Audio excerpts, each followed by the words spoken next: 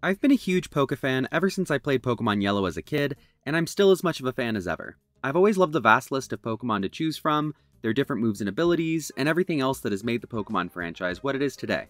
I've recently developed a similar love for Naruto. Also having a wide variety of characters, each with their own special jutsu and talents, it was very easy for my Pokemon primed brain to latch onto. And as many nerds of fandoms often do, I entertained the idea of combining both of these franchises, and this led me to the topic for this video. So, what if Naruto characters were Pokemon trainers? In this video, I'm going to go over different characters from Naruto and give them a team of 6 Pokemon that I think best represents them, their abilities, or their personality in some way. In addition, I'll be providing some info as to how I think these characters would fit into the Pokemon world, specifically what role they would have, such as a gym leader or professor. Before I get started though, just a few things to go over. For one, I'm going to avoid giving characters specific ninja Pokemon, such as Ninjask and Greninja, since I can essentially justify giving them to everyone. Second, these teams aren't necessarily meant to be competitively viable, so don't look at them as if they're meant to be. And lastly, in this video, I'll just be going over Team 7, that being Naruto, Sasuke, Sakura, and Kakashi. If you'd be interested in seeing me go over more characters in a future video, be sure to leave a like and comment who you'd want next. So jumping right in, we're going to start with the series mascot himself, Naruto Uzumaki. Being the protagonist of the series, Naruto's role in the Pokemon world would be that of your standard Pokemon protagonist, traveling throughout the region, collecting badges, and working towards the goal of becoming champion, which is quite similar to his actual goal of becoming Hokage. Getting into Naruto's team, as the Jinchuriki of the Nine-Tailed Fox, I'd be remiss if I didn't make his first Pokemon the obvious choice, Ninetales. I'd be shocked if you didn't see this one coming.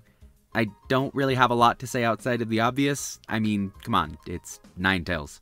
As a bonus, its fire typing lines up with the Land of Fire where the Hidden Leaf resides, so there's that too. In addition to Ninetales, I felt it was appropriate to choose one other Fox Pokemon to represent Kurama since he's such a major part of Naruto's existence. The best Pokemon to fill this role in my opinion is Naruto's second team member, Delphox. In addition to being yet another fire type, I feel Delphox is an especially good choice as it closely resembles Naruto in a few of his different forms, more so than any other choice. The first of which is Naruto's Sage outfit during the Pain arc, in which his color scheme is practically identical to Delphox. There's also an argument to be made in the same way for Naruto's 6-Path Sage mode, mostly due to his black receiver rod somewhat resembling Delphox's wand, but I understand that might be a little bit of a stretch. Regardless, I still think Delphox is a great second teammate for Naruto. Moving on from here, the next aspect of Naruto I wanted to focus on are his Toad summonings. And who better to be his third team member than a Pokemon with Toad in its name, Seismitoad. Seismitoad felt like the best choice due to its physical appearance as well as its water typing, as Toads are often seen utilizing water-based jutsu in Naruto. In addition to Seismitoad, I felt it was appropriate to give Naruto at least one more Toad Pokemon, due to the wide variety of Toads we meet throughout the series, and because Naruto is often seen summoning multiple Toads at a time, such as Gamakichi and Gamatatsu. In my opinion, the next best Toad Pokemon to add to Naruto's roster is the widely loved starter evolution, Venusaur. Venusaur not only fits the physical bill when it comes to Naruto Toads, but its grass typing aids in the representing the leaf aspect of the village hidden in the leaves. And as an added bonus, there already exists art of Venusaur made to look like Gamabunta. It's a perfect match! As for Naruto's 5th Pokemon, I felt it was necessary to give him the Aura Pokemon, Lucario. As you might be able to guess, my reasoning for picking Lucario lies in one of Naruto's signature jutsu, the Rasengan. I don't think you could find a single comparison that works better for Naruto's Rasengan than Lucario's Aura Sphere. Furthermore, in the Pokemon world, Aura is described as a form of spiritual energy that is the essence of all living things. So, yeah, basically the same as Chakra. Plus, Lucario has multiple Pokedex entries mentioning how it can gauge people's thoughts or feelings from their aura, and this immediately makes me think of the numerous times that we've seen Naruto understand another shinobi's thoughts and emotions from the exchanging of fists. So with all that said, I think Lucario is a perfect fit for our hero's team. Lastly, the final Pokemon I'm putting on Naruto's team is one of the newest legendary Pokemon introduced, Zeraora. First and foremost, there is no Pokemon that resembles Naruto more than Zeraora.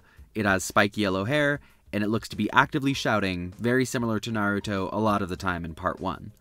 Furthermore, Zeraora is an extremely fast Pokemon, and as Shippuden's war arc progresses, we see Naruto become ridiculously fast, even speed blitzing characters such as the 3rd and 4th Raikage, to name a few.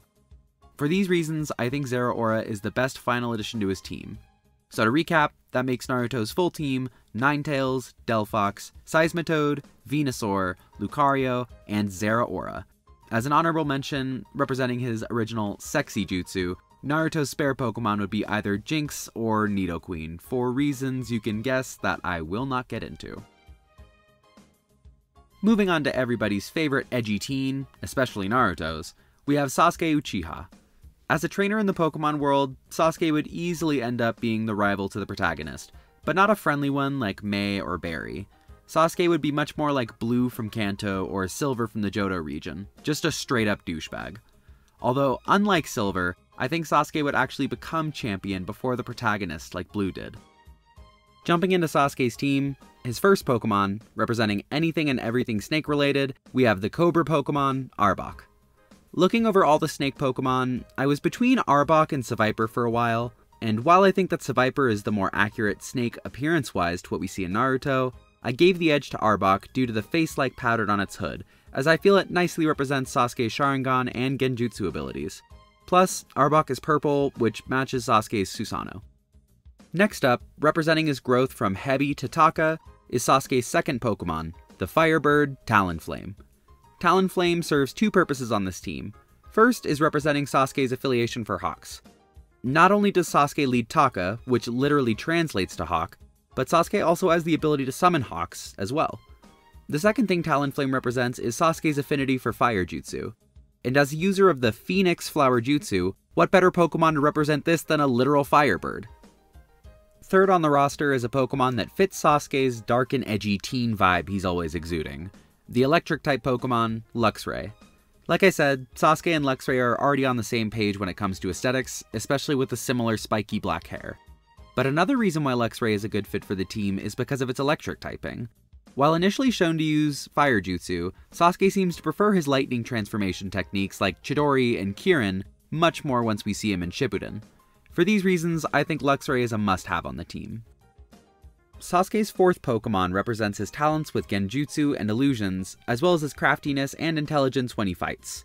This Pokemon is the Illusion Fox, Zoroark. For this choice, I'm just going to read an excerpt from Zoroark's Bulbapedia page. Zoroark can create illusions that are indistinguishable from reality, deluding many people simultaneously. It can make convincing illusions of attacks, and these illusions are extremely realistic, enough to fool even cameras and make one believe they are physically affected, though the illusion does not have any direct physical effect. I think that says it all. But as an added bonus, you want to know what the term Genjutsu translates to in English? Illusion. So yeah, I think that covers it. The fifth team member I'm giving Sasuke is the first and only regional variant of the video, Alolan Marowak. First off, just like Talonflame, the fire typing speaks for itself. Going deeper though, Alolan Marowak's constant handling of the bone felt similar to Sasuke's use of his sword, even though his sword is typically lightning enhanced. Also, Marowak's pre-evolution Cubone is the lonely Pokemon, and is pretty commonly known as the orphan of the Pokemon world. And while Sasuke is not the only orphan in the Naruto world, not even close actually, I feel this is yet another point in its favor. And lastly, Alolan Marowak is part ghost type, and technically Sasuke did die in part 1 when he was put into the curse barrel, so he's kind of a ghost, right? And lastly, we have Sasuke's sixth Pokemon, Lugia. Specifically, Shadow Lugia. For those that don't know, Shadow Lugia is a Pokemon specific to Pokemon XD Gale of Darkness, a GameCube spin-off that came out during the 3rd generation, which is an incredible game that you must play if you have the opportunity and have not played it yet. Not only is Shadow Lugia's design from this game a much closer fit to Sasuke than regular Lugia, but its eyes are about as close to Sharingan as you can get in the Pokemon world. And as if that wasn't enough, Lugia's wing hand things are a perfect comparison to Sasuke's wing hand things that sprout from his back in his Curse Mark II state. So with that all said, that makes Sasuke's full roster Arbok, Talonflame, Luxray, Zoroark, Alolan Marowak, and Shadow Lugia. Next is the Naruto community's favorite punching bag, Sakura Haruno.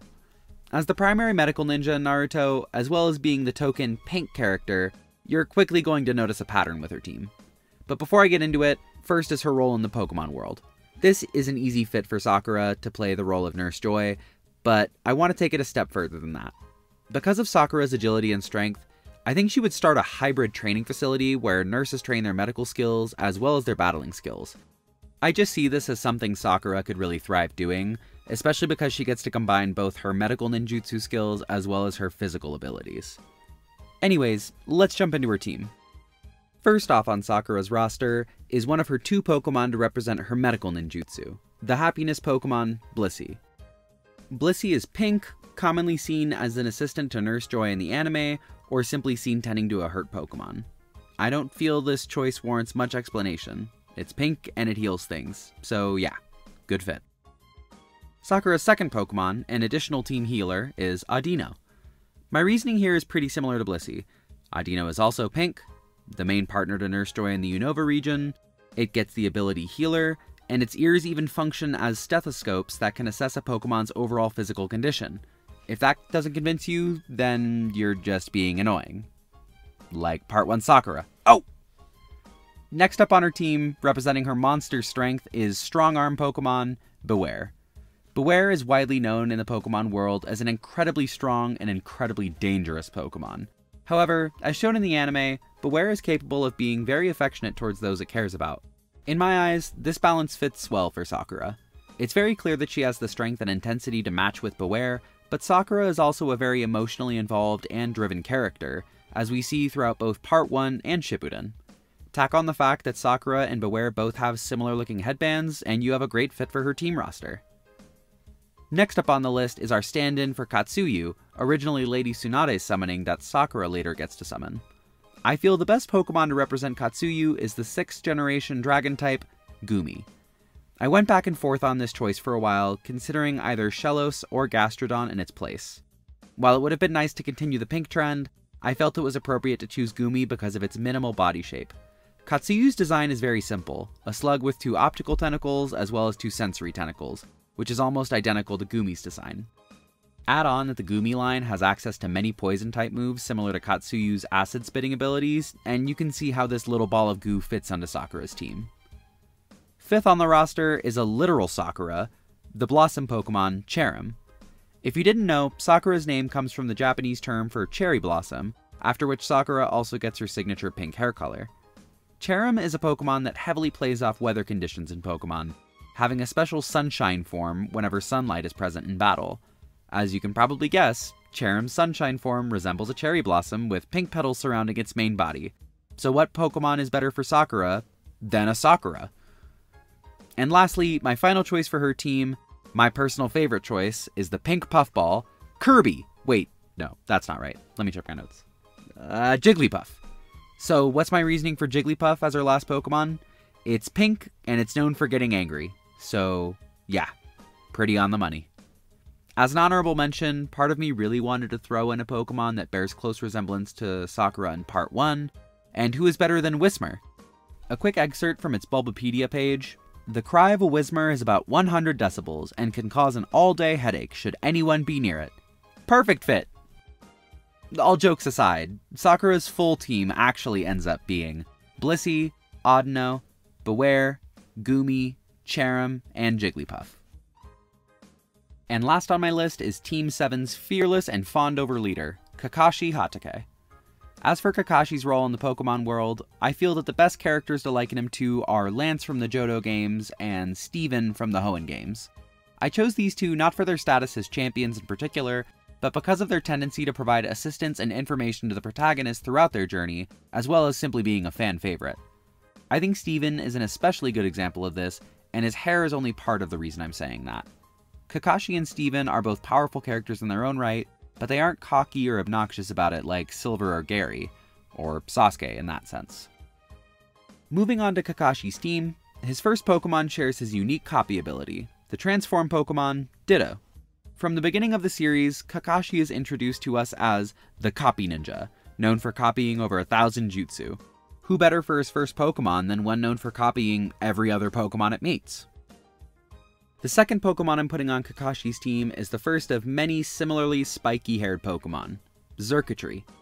Xurkitree is an electric type from the Pokemon Sun and Moon games that's design is meant to resemble bundles of electrical cables. It's only fitting that the creator of the Lightning Cable Jutsu has a Pokemon like Xurkitree that represents him both through design and typing. A quick side note, while I was researching for this video, I found out that Xurkitree is 12'6". The thought of casually running into a Pokemon like this is terrifying, and I couldn't be alone in that fear. So, there you go. Moving on, Kakashi's third team member is essentially a miniature version of himself, Raboot. Raboot bears a very close resemblance to Kakashi due to its spiky white hair as well as its mask. Also, as I was doing research for this video, I stumbled upon a video by this YouTuber, Ruffled Rowlet, who was going over a fan-made mod where the modder dressed Raboot up to look like Kakashi, Sharingan and all. I mean, come on, they even have the same aloof personality. It's a perfect fit. So with that all said, Raboot is an easy choice for his roster. In slot number 4, we have yet another spiky-haired Pokemon, Zangoose. I won't beat around the bush. Zangoose has a scar on the same eye that Kakashi does, as well as spiky hair, and that's good enough for me. The 5th Pokemon on Kakashi's team is one of my personal favorites, the disaster Pokemon, Absol. Particularly Mega Absol, solely because its left eye is covered by its bangs, and because I really like Mega Absol.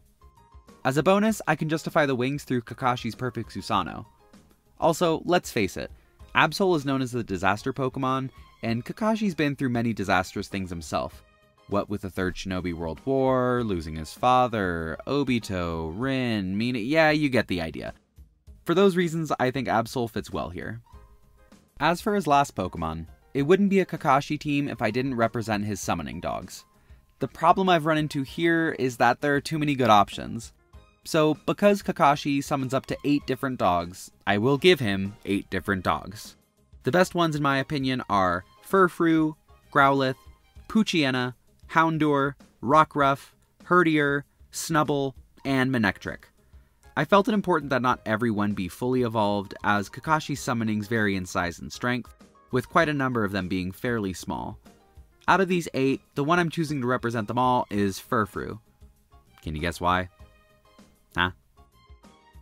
So with that last spot filled, Kakashi's team would be Ditto, Xurkitree, Raboot, Zangoose, Mega Absol, and Furfrou. And Growlithe, Poochyena, Houndour, Rockruff, Herdier, Snubbull, and Manectric. And there you have it. Those are my Pokemon teams for the members of Team 7 from Naruto. Let me know in the comments what you think of everybody's roster. Would you have chosen anything differently? Should I have put Whismur on Sakura's team? Probably, huh? And if you'd be interested in seeing more videos like this going over different characters or different animes even, be sure to leave a like and subscribe. Thanks for making it to the end of the video. And as a reward, here's a picture of my dog. See you next time.